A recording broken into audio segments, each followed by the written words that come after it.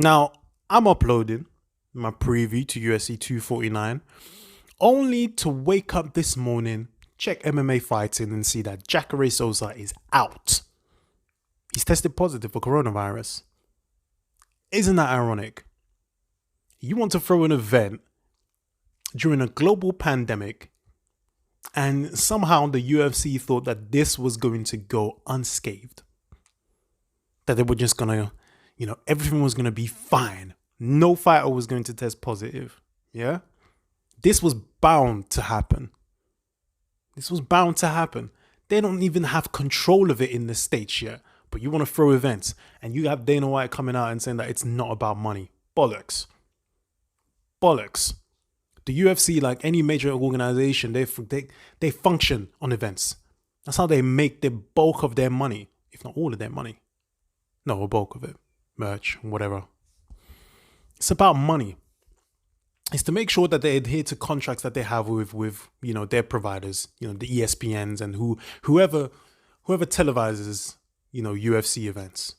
It's just like what is happening in England right now with the Premier League, with them trying to push through restarting the league when we don't even have a handle with the virus here either, where people are still dying, where our death rate is #1 in Europe, where, it's been badly handled, yet they want to talk about having games behind closed doors and testing and this, that, and the third.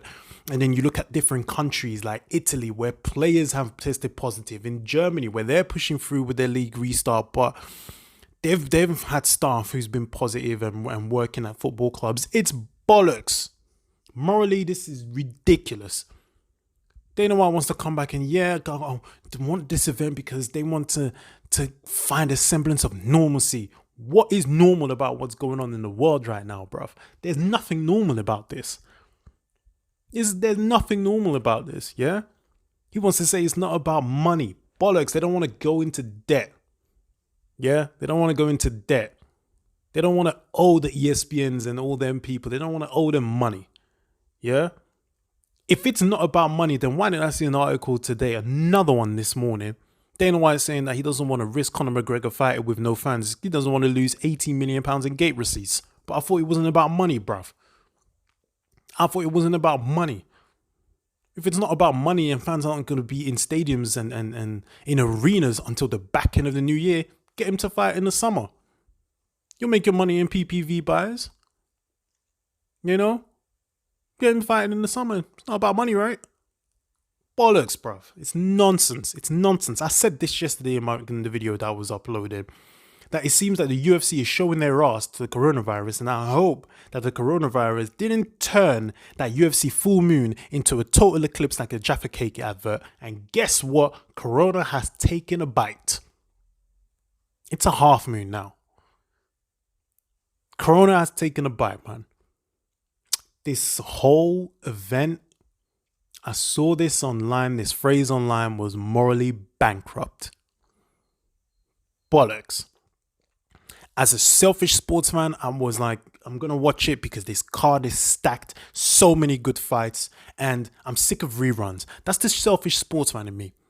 But then the moral side of me kicked in and was like, I watched the UFC event in Brasilia before everything went crazy over in the States and in South America and things.